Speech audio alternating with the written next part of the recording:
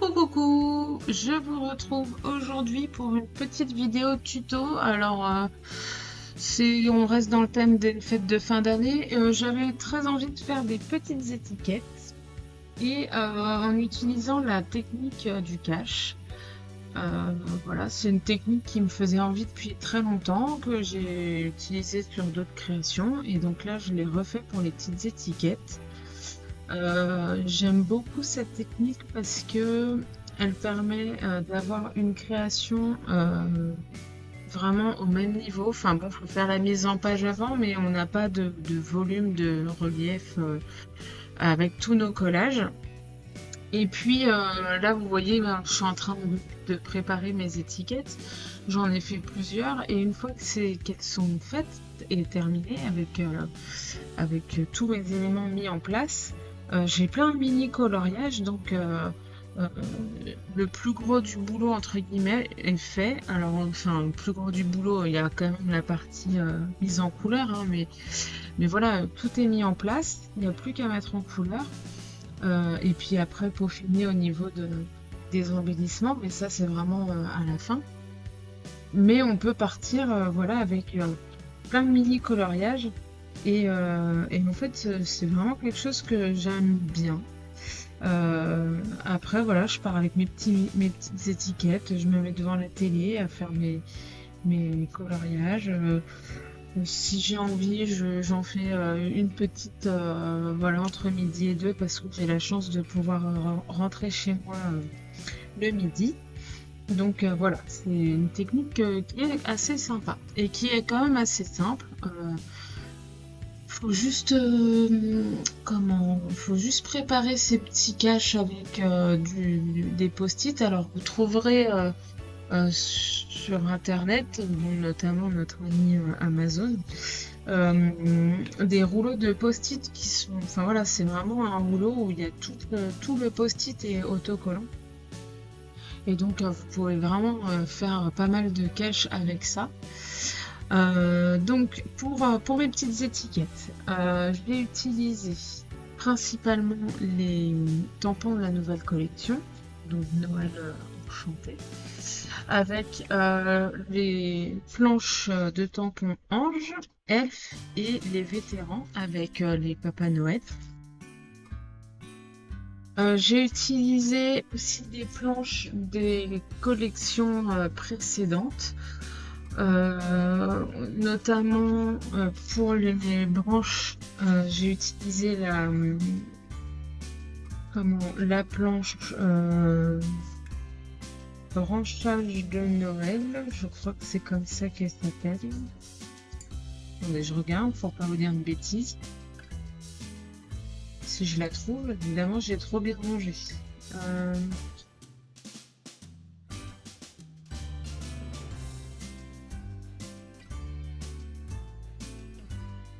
Je l'ai perdu.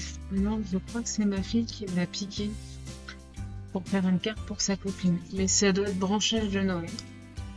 J'ai utilisé la planche décembre parce qu'elle a beaucoup de texte dedans et donc vous voyez j'ai commencé par ça quand j'ai fait mes étiquettes. Après j'ai utilisé des tampons de texture, donc la planche graphisme qui est assez récente, je l'aime beaucoup donc je l'ai beaucoup utilisée. Et puis ah bah non, c'est feuillage de Noël, je viens de retrouver ma planche de tampons. Une mauvaise maman, j'ai mis ça sur d'autres machines. Donc c'est feuillage de Noël, pardon. Et voilà, après j'ai utilisé un petit peu de tout et j'ai utilisé aussi beaucoup la planche evening. La planche evening, je l'aime beaucoup parce qu'elle a plein de petits motifs qui sont sympas et qui s'intègrent assez facilement partout. Voilà. Donc après cette technique-là, là j'ai utilisé beaucoup de tampons parce que j'ai beaucoup d'étiquettes. J'en ai une bonne, pas loin d'une quinzaine. Alors évidemment, elles ont toutes des tailles différentes, hein. Il y a des toutes petites et puis des plus grandes, des tags un peu plus grands. Mais voilà, après moi, pour pas m'ennuyer, j'ai utilisé beaucoup de planches de tampons. Après, voilà, sur un tag, par exemple, j'en ai un où j'ai juste une branche, j'ai utilisé qu'un tampon branche, j'ai utilisé une phrase d'une autre planche de tampons, voilà, et terminé. J'ai utilisé que 2 tampons pour faire mon étiquette. Et puis bah, pour d'autres où il y a un peu plus de place, voilà, j'ai utilisé. Enfin, et en même temps, moi, j'ai pas utilisé tant de tampons que ça par étiquette. Donc là, vous me voyez souvent utiliser la planche evening avec, vous savez, le petit tampon comme les cachets de poste. Dans la nouvelle planche de la nouvelle collection Ange, j'ai beaucoup utilisé les poinsettias et puis les feuilles de houx. Beaucoup, beaucoup, j'aime beaucoup. Donc là, vous voyez, j'ai toutes mes étiquettes de prêtes. Elles sont prêtes à colorier. Alors ça fait un petit peu bazar, ça peut paraître un peu bazar quand on les voit comme ça, tout en noir et blanc. Mais une fois que on les met en couleur, ça change tout de suite la donne. Donc là, j'en ai choisi 2 que je vais mettre en couleur avec vous, au crayon de couleur. Donc c'est des crayons de couleur à la cire. Ce sont les Artix. Alors c'est Laureline qui les avait montrés sur une de ses vidéos. Et puis après je lui ai demandé conseil un peu plus tard et avant de les acheter. Et elle m'avait dit que niveau rapport qualité-prix, et ils étaient pas mal. Et effectivement ils sont très très sympas à manier. Donc après j'essaierai peut-être un peu comme les tutos que j'avais fait avec des feutres d'écolier. Je ferai peut-être des mises en couleur avec des crayons de couleur qu'on trouve un peu partout et pas trop cher parce que c'est toujours pareil. On n'a pas tous le même budget et faut pas croire que on ne peut pas faire de jolies choses avec des, des fournitures basiques et pas chères. Donc je ferai ça un peu plus tard. Donc là, en attendant, je vous montre la mise en couleur avec mes crayons de couleur Artix. Donc vous voyez, j'y vais. Alors là, bien sûr, c'est en accéléré, hein, mais je prends mon temps, je n'appuie pas trop sur mon crayon et je change très régulièrement de ton de couleur. Vous voyez, là, j'ai mes poinsettias que je fais en rouge. J'ai dû utiliser 3 ou 4 tons différents de rouge en sachant que je prends les parties les plus sombres, donc ça va être sous les feuilles et au centre de ma fleur. Et puis après, je vais laisser des parties plus claires. Et je laisse le blanc du papier aussi. J'ai fait exprès de ne pas tout colorier, de laisser un point de lumière et pour que ce point de lumière soit le plus blanc possible, il suffit de laisser le blanc du papier. Donc ça c'est quelque chose à savoir et petit à petit vous essayez de trouver des tons qui s'éclaircissent et faut pas hésiter à repasser sur vos couleurs. Voilà. Au début vous voyez par exemple la fleur qui est en bas à gauche là que j'ai commencé à colorier. J'ai juste posé les couleurs mais très léger. J'ai pas forcé parce que je me laisse aussi la possibilité de me tromper entre guillemets et à ce stade-là, je peux gommer mon crayon de couleur. Mais une fois que j'ai bien appuyé, que je l'ai bien pigmenté mon motif, c'est beaucoup plus difficile d'enlever le crayon de couleur. C'est faisable, mais on l'enlèvera pas totalement. Donc là, bah, vous voyez, je suis en train de le faire. Donc ça c'est, je l'appelle ma gomme de feignasse, c'est une gomme électrique, mais elle marche super bien. En plus elle a un tout petit bout qui permet vraiment de pas y aller non plus trop fort quand je gomme. Donc voilà. Donc j'y vais petit à petit et quand je suis sûre de moi, et ben j'y vais un peu plus. J'appuie un peu plus sur mon crayon et surtout je n'hésite pas. Ouais, vous voyez là par exemple j'ai un rouge très clair, donc c'est un rose on va dire plutôt. Je repasse quand même sur mes rouges plus foncés pour que mes couleurs se mélangent et pour que mon dégradé soit beaucoup plus doux. Et petit à petit, je me procède comme ça et vous voyez ma fleur, elle commence à prendre du volume et à ressortir du papier.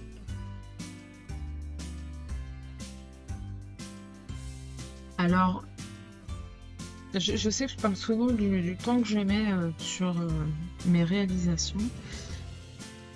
Là j'ai passé un peu de temps quand même. Enfin, vous allez voir, je vous montre deux tags que je mets en couleur sur le tuto. Enfin, je vous les montre tous terminés à la fin, mais je vous montre que deux que je mets en couleur. Et les premiers, j'ai mis un peu de temps, parce que les deux premiers là, j'ai mis 1 heure pour les mettre en couleur. Mais petit à petit, voilà, on s'approprie plus les crayons en couleur, parce que bon, c'est vrai que c'est encore un médium que j'utilise et que je découvre depuis pas très longtemps. Mais à force de les utiliser, bon, forcément, je vais gagner du temps. Ensuite, là, j'utilise pratiquement toutes les mêmes couleurs sur mes différents tags. Donc voilà, une fois que j'ai trouvé les couleurs qui vont bien, la façon de faire mes dégradés, ça va aller beaucoup plus vite.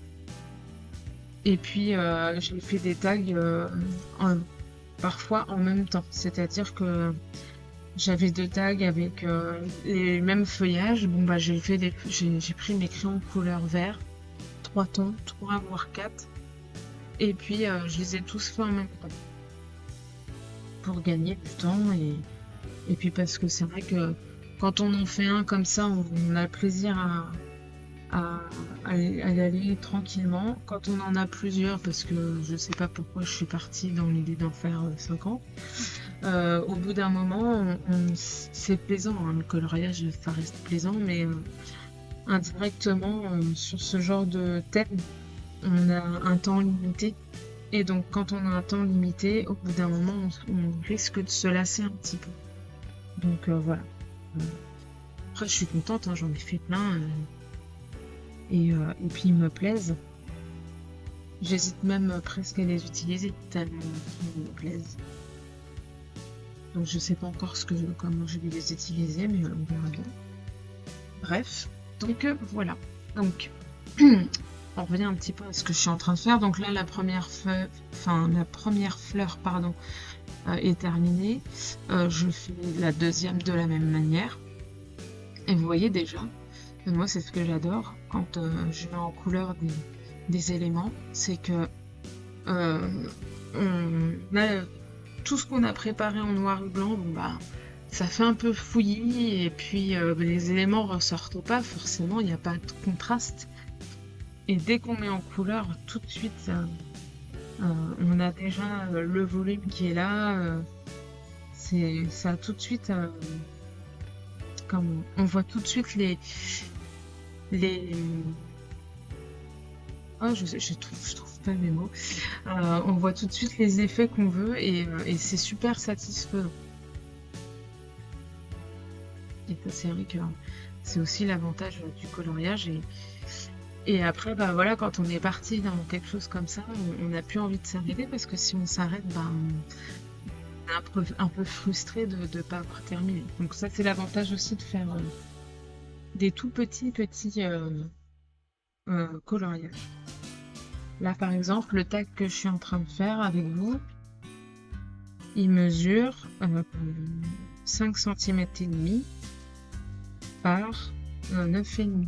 Donc ça reste un tout petit projet. Si vous le faites tout seul à part, voilà, ça c'est un projet que vous faites tranquillement le soir. Vous pouvez les préparer comme j'ai fait juste avant, vous en préparez plein et puis voilà, quand vous avez un petit moment, hop, vous le prenez, petit moment détente. Et puis bon alors après ce qui est embêtant quand on fait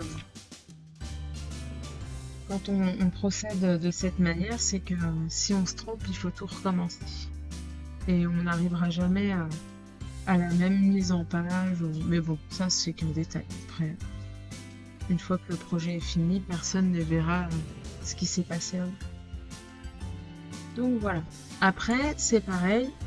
Avec cette technique-là, ça vous empêche pas d'utiliser des papiers, ça vous empêche pas d'utiliser des embellissements, des tamponnages que vous avez préparés avant et que vous allez coller par-dessus, hein. Voilà, après, il y a pas d'interdit, il n'y a pas de règles. Donc ça, c'est propice au loisir créatif, hein. Il faut surtout pas s'imposer des règles, sinon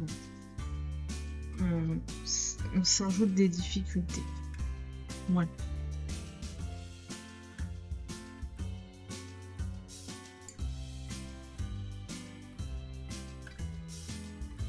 Alors là, j'ai terminé le premier tag. Je passe au deuxième. Alors j'ai voulu vous montrer un, voilà, avec les poinsettias, donc ça reste assez comment neutre, enfin bon, on reste sur du feuillage. Et j'ai voulu vous faire un petit personnage aussi. Donc là, vous voyez, quand je vous disais que ça faisait un peu bazar en noir et blanc, bah avec les textures que j'ai mis, les tamponnages de textures, les feuilles, tout est noir et blanc, il y a toujours pas de contraste, il n'y a rien qui ressort, donc c'est vrai que c'est un petit peu difficile de s'y retrouver. Et puis là, vous allez voir que petit à petit, en mettant mon personnage en couleur et puis après tout le reste, tout, bah, ça va se révéler en fait, c'est ça le terme que je cherchais tout à l'heure. Tous les motifs vont se révéler, il y aura cette notion de volume, donc ça c'est pareil, la notion de volume, il faut savoir où est-ce qu'on met la lumière sur notre visuel. Donc après, voilà, la lumière peut partir du haut, peut partir du bas, à droite ou à gauche, mais en fonction de là où on met la lumière, bah, il faut aussi penser qu'il y aura forcément un peu de blanc là où tombe la lumière, et puis le foncé en dessous. Donc là, c'est ce que je fais avec mon Père Noël. Mon bonnet, là où je mets du noir, c'est forcément la partie où il y a de l'ombre. Et on voit, j'ai laissé le blanc du papier au-dessus du bonnet, puisque la lumière est au-dessus.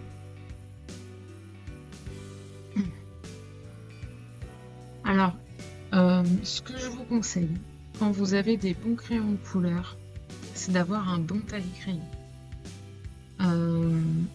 Alors c'est vrai que je dis ça, c'est encore un truc qui encore un coût supplémentaire, mais parfois il faut savoir investir un petit peu, surtout quand on a des bons crayons.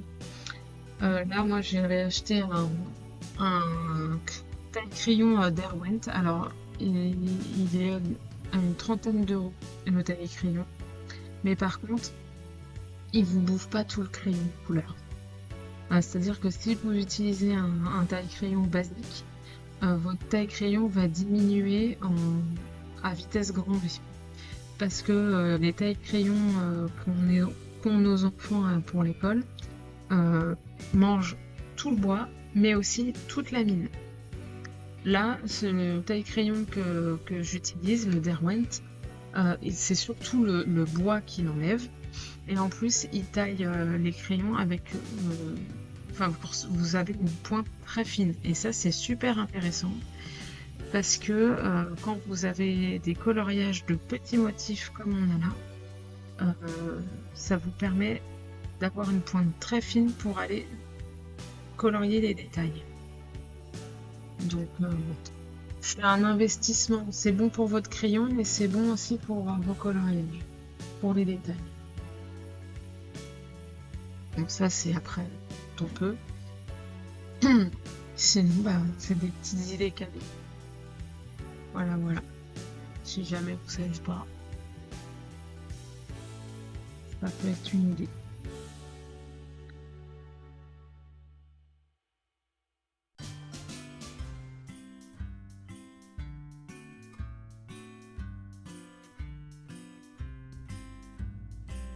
Donc faut pas hésiter avec vos crayons de couleur à refaire des couches. Alors faut pas faire des couches et des couches, hein, parce qu'à un moment donné votre papier il pourra plus. Alors là moi j'ai donc les crayons Arctic, c'est des crayons de couleur à l'acier. quand vous coloriez, et c'est pour ça que moi j'y vais doucement, euh, si vous regardez bien, vous allez voir le blanc du papier dans votre, enfin, parmi les pigments de crayon de couleur que vous allez utiliser. Donc tant qu'il y a un peu de blanc du papier, ça veut dire que vous allez pouvoir repasser de la couleur dessus. Quand vous allez commencer à appuyer fort sur votre mine et que vous allez rajouter du pigment, ben là vous allez voir que votre crayon de couleur aura pris tous les petits espaces de votre papier, et à ce moment-là, il est fort peu probable que vous puissiez rajouter de la couleur. Votre papier sera saturé, et donc là, il n'y aura pas grand-chose à faire. Donc c'est pour ça que je préfère y aller tranquillement. Dans un premier temps, voilà, tout doucement, tout doucement. D'ailleurs, ça se voit hein, que je vais pas fort au début, parce qu'on voit la couleur, mais c'est pas hyper clinquant. Par contre, une fois que je suis sûre de moi et que je vois que mes mélanges se font aussi, parce que ça permet aussi aux pigments de se mélanger tranquillement, et ben tout de suite on a des couleurs vachement pétantes. Et c'est ce que j'aime beaucoup avec les crayons de couleur. Parce que bon, c'est vrai que j'aime beaucoup l'aquarelle. Mais ce qui est un peu embêtant avec l'aquarelle, c'est que quand vous peignez, tant que c'est humide, les couleurs sont super belles. Et une fois que ça sèche, elles paraissent plus ternes. Donc après, il faut repasser quelques petites couches, mais c'est un peu plus long. Et puis ouais, c'est un peu dommage, quoi. Alors que le crayon de couleur, on a tout de suite la couleur. Le rendu, il est là vraiment tout de suite.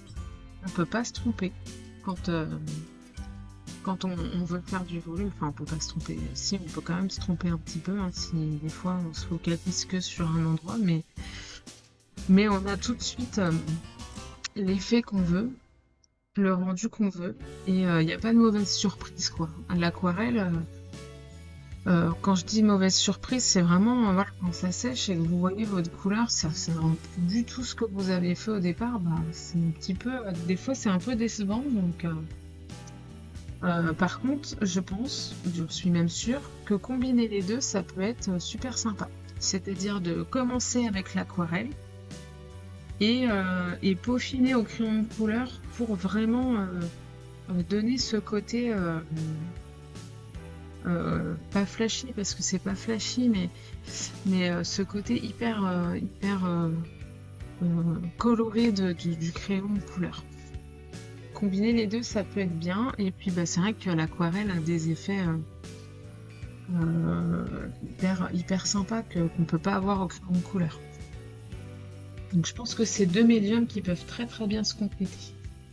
Donc ça, pareil, je ferai peut-être des choses plus tard avec les deux mélangés.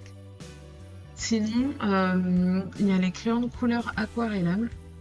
Et c'est vrai que, pareil, les couleurs sont hyper flashy, elles sont super belles. Et on est moins...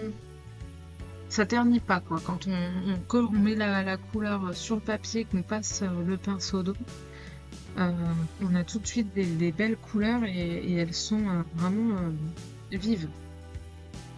Elles ternissent pas et ça c'est bien aussi.